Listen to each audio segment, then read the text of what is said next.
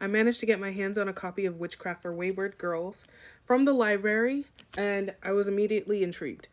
If you're not familiar with Grady Hendrix, he's written books like My Best Friend's Exorcism and The Southern Book Club's Guide to Slaying Vampires.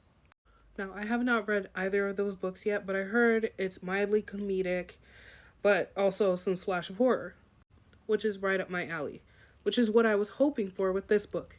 But I was wrong. Stop watching this if you haven't read the book yet, because I'm going to drop some spoilers. I ended up rating this 3 stars on Goodreads, and I don't know if I'm being harsh, but I have some reasoning behind it. When I read the description of the book, I thought this would be about young girls who would be reclaiming their power, supporting each other, and being uplifted by other women. This was kind of true. The girls in the book are able to rely on each other somewhat, but a lot of the adult women in this book seem to be against them. But I'm going to mention 3 things I really could not get past with this book. The first is I understand casual racism was a normal thing back in like the 70s and the 60s when this book takes place. I accepted that. But I was kind of disappointed to see the 2 black women, the adult black women in the book, were relegated to the magical Negro trope. Long story short, the girls end up in trouble with some witches and they're being attacked by magic.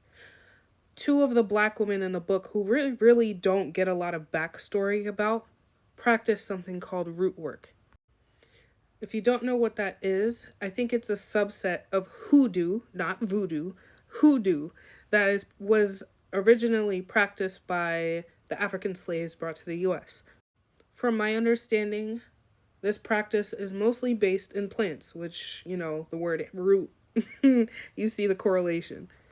I was excited to see they had knowledge of root work because a lot of the books I read, they talk about magic, but not like this, But we barely get to know these 2 characters, and we barely get to know how they learned root work and how else they use it. They used it in the book to help white characters. Boring, but we've seen that before. The second thing that bothered me in this book is, although I am into the idea that the girls were not able to trust the witch that ushered them into witchcraft, the final showdown they had with her was kind of confusing. The librarian had her own coven that was helping her attack them with their magic. Why is it in the final showdown, half the coven suddenly decided they don't want to help her anymore? Nothing changed about the circumstances. The goal was still the same. I was a little confused about that. 3, I don't hate Fern, who is the main character of this story. I promise I don't hate her. Her circumstances suck. No one, especially her family, it's sad how they practically abandoned her in her time of need.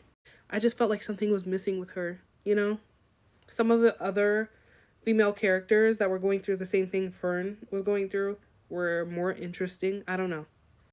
But what I did like was the revenge that Holly took against the preacher who got her pregnant.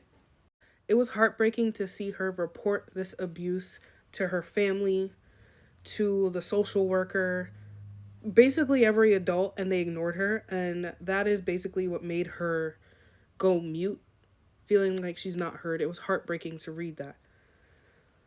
But she finally becomes a witch and she takes her revenge and she forces him to confess to all his sins and all of the young girls he violated on TV. I love that part.